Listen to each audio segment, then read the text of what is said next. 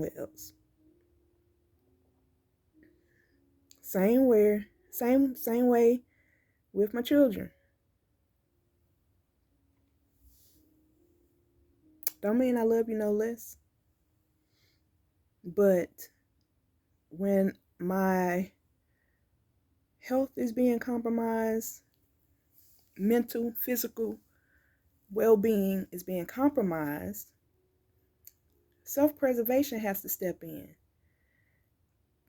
And even when it don't, the Most High gonna step in. Because at the end of the day, we are all here for a reason, whether we choose to accept it or not.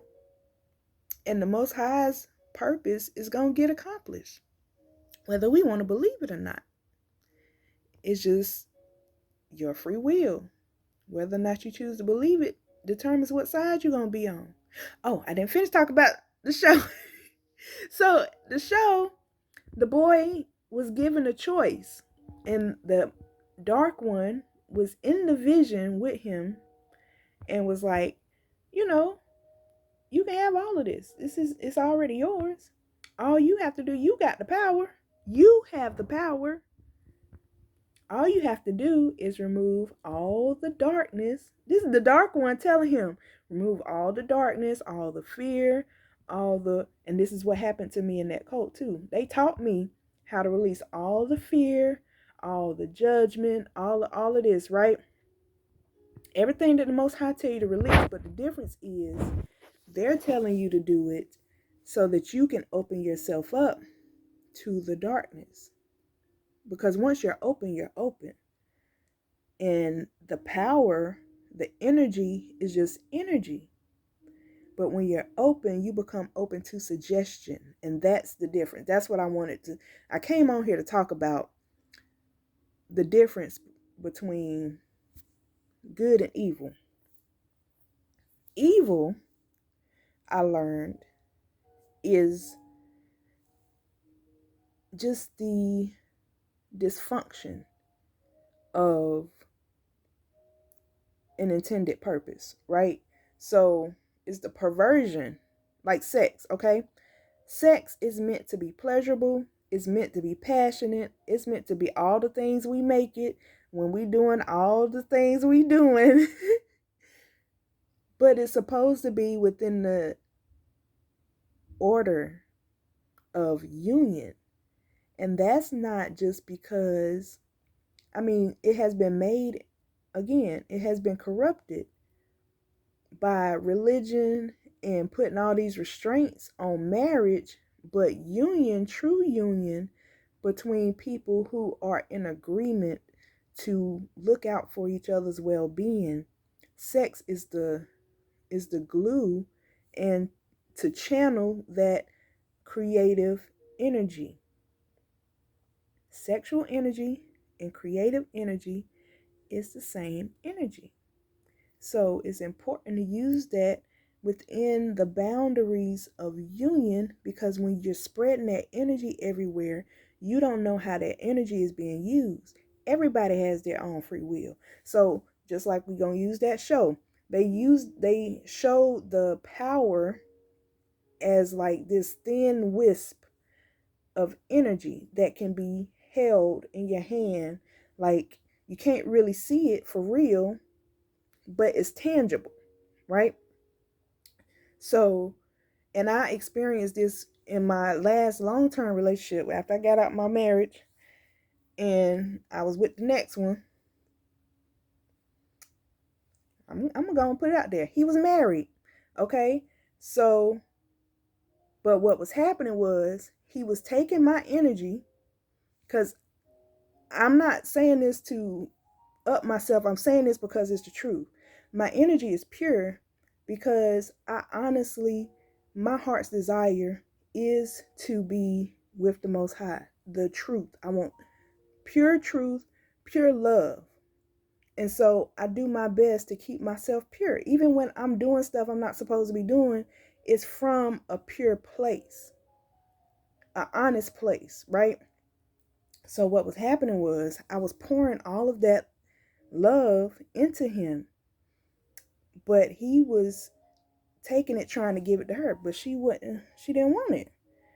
Because he had already did what he ended up doing to me. He had already done that to her. So she was done. But she was just taking what he would give her monetarily, right?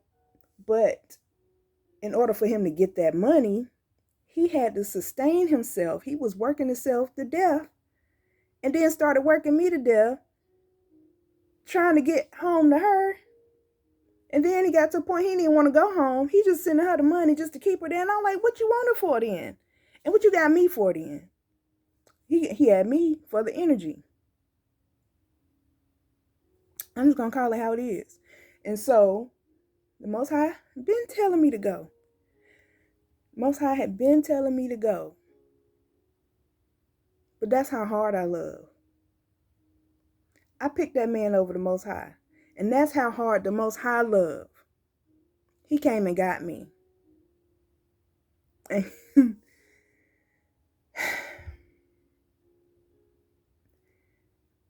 So, we have free will. And the Most High will honor that.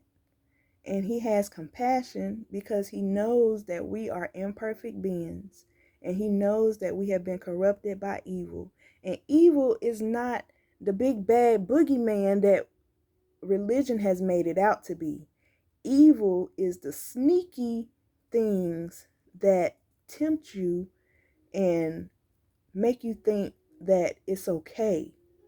But it leads to bigger problems. And that is where it becomes evil, because it's that little gray area that don't really seem to have a right or wrong to it.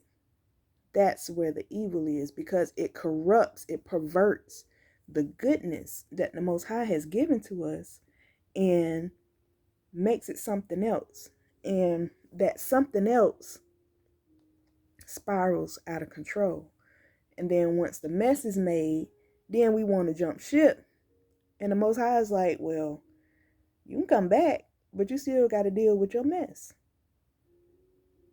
But if you listen, I'll tell you how to clean it up. And then I'll replace everything that you had to give up when you had to walk away. That's what the Most High is saying to us. But that also comes with responsibility and discipline and requirements. Like, He's not going to be giving you all of that and you're not loyal. But the Most High only knows how to love unconditionally. So that's why he's like, fine, you got your own choice, but if you're not choosing me, then you just going to get destroyed with everything else, no matter how much it hurt.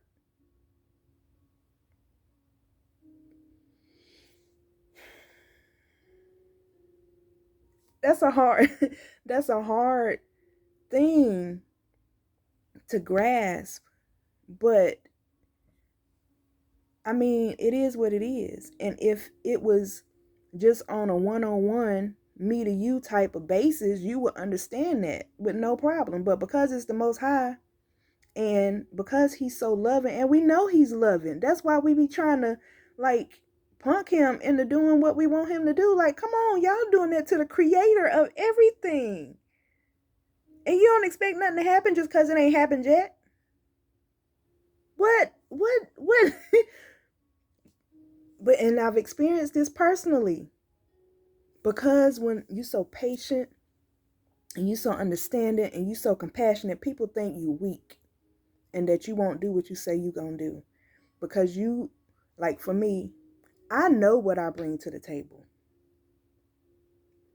Whether other people value it or not, I know how valuable it is and how insignificant it seems until it's gone.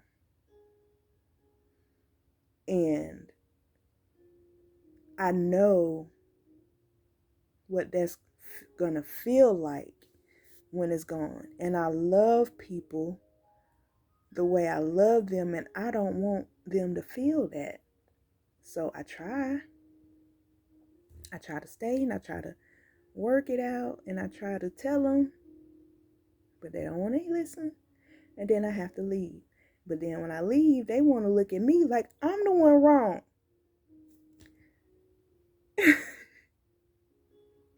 What?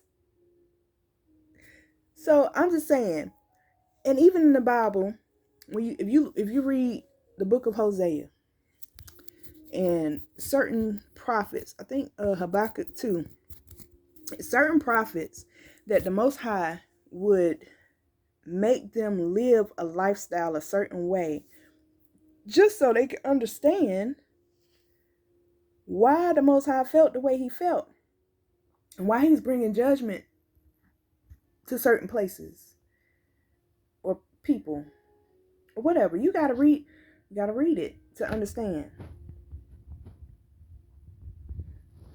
But I'm excited because even though I've been through a lot, and even still with all this talking I'm doing, I have not even scratched the surface of the stuff I have actually gone through that the Most High has delivered me from.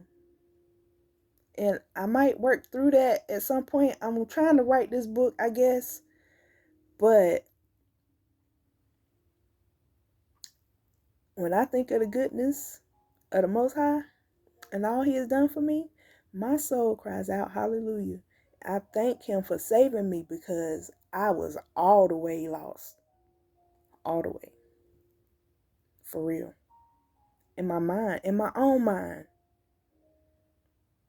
That's how deep this illusion goes when you don't have a clue. And then people don't even understand that we are at war. For real, we are at war. Just because you don't see it don't mean it ain't happening for real. A lot of people are working for the enemy and don't even know it.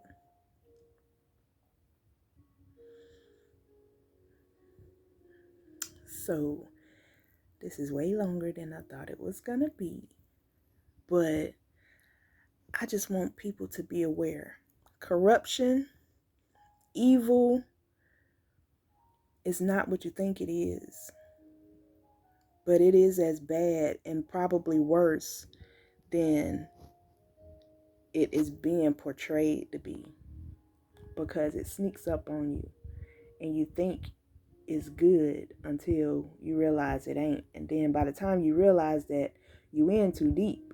And if you don't turn to the Most High, you going to be stuck. And if you stuck when he come back, I don't know what's going to happen. I mean, he tell you what's going to happen. But I just know I don't want to be on that side.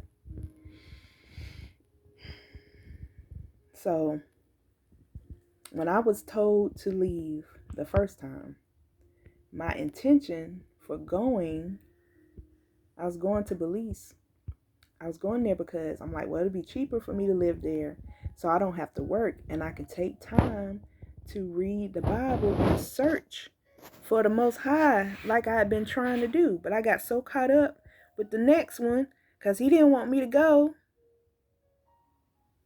But he didn't do what he said he was going to do. So I was working to the point where I couldn't even take care of myself. My body started rejecting me. Literally. So when it comes to the point of life and death, if I got to choose between you and me, even though, honestly, I used to probably would choose you.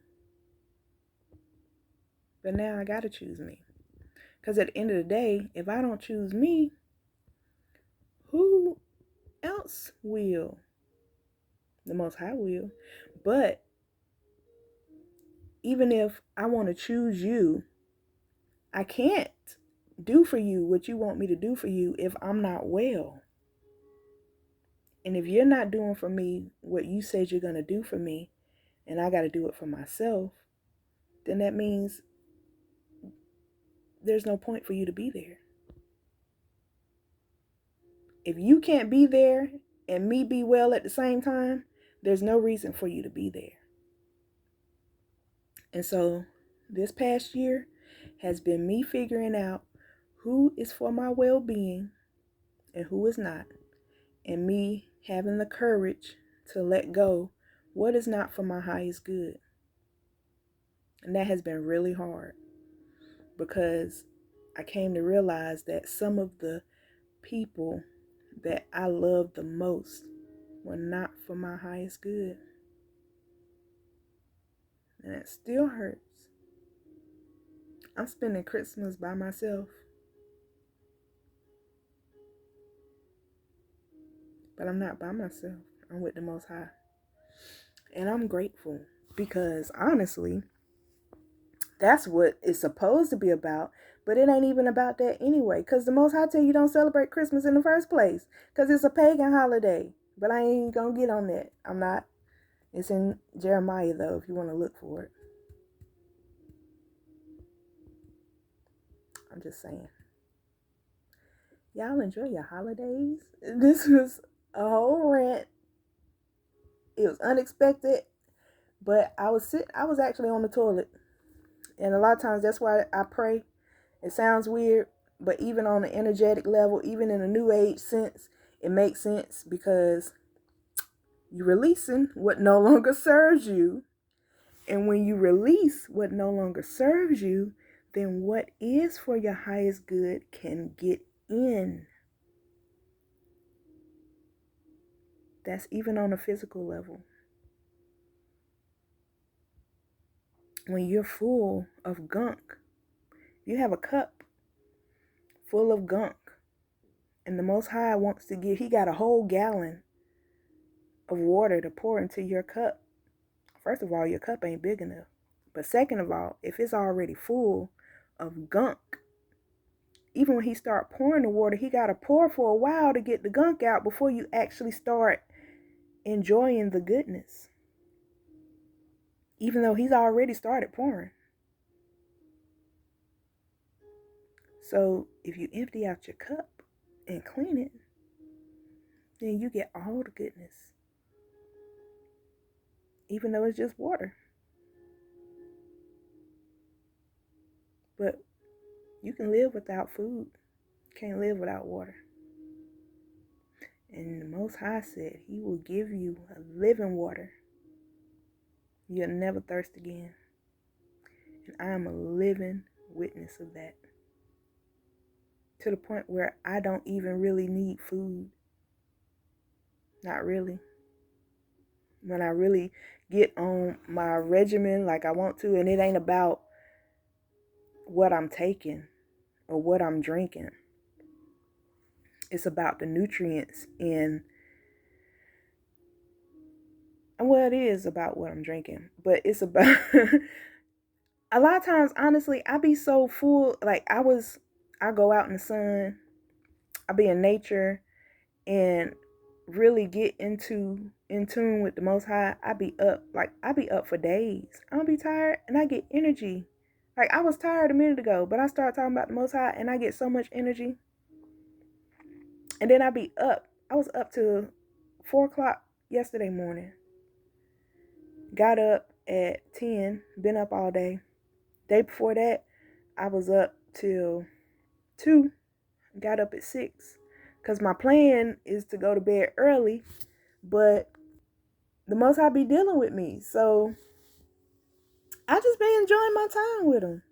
And I'm so grateful. Like, he put me here in this place, right? I used to deal with this dude on a sexual level. And I'm like, I don't know. But I knew when I was being sent here that, it's going to be a little challenging. But I also knew that it wasn't going to be as challenging as I thought it was going to be, because I had already made up my mind. I'm going to do the right thing for me. And I already know that although he's a good person and he is genuinely interested for my well-being, that is not within my well-being to continue dealing with him on that level. And I'm grateful, because he respects me as a person, and we have a friendship that does not change the nature of our relationship. Not like an intimate relationship. It's just a friendship.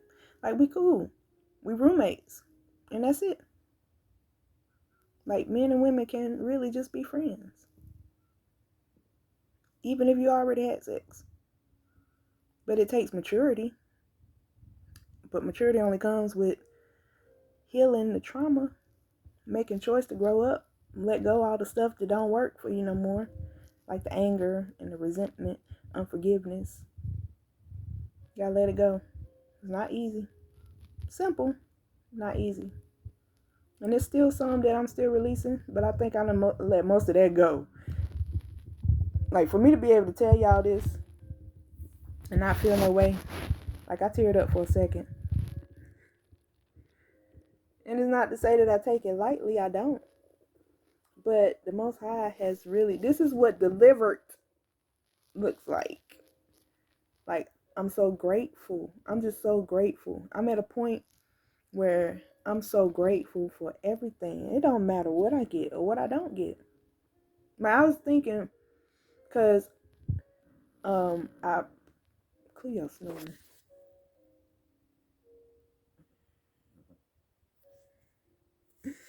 I was thinking, like, what if I gotta leave again?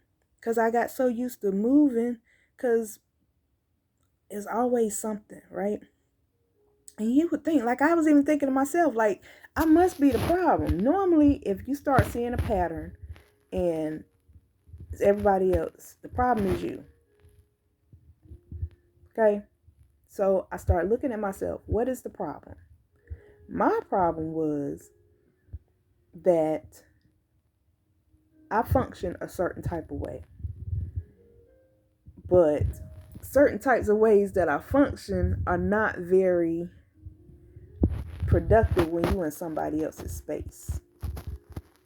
And so, I mean, people will say, you can come and be, and I feel like if you tell me I can come and be comfortable, then I can function the way I function. But then when I don't function the way people want me to function, it becomes an issue, and then they start treating me a certain type of way. Like, one lady told me I had to leave. but she didn't give me no real reason why. Even the person that she told I had to leave knew it was BS, just because I just didn't do what she wanted me to do. I'm still grown. I'm a grown up. People forget, because I like to keep my childlike spirit. Most High said, come to me as a child, because children are fearless, children are loyal, and children have faith that whatever they can imagine can be true, and it is. And I'm still a child. I still got my Barbies, and I will play with them things. I still color. That's why I learned how to paint.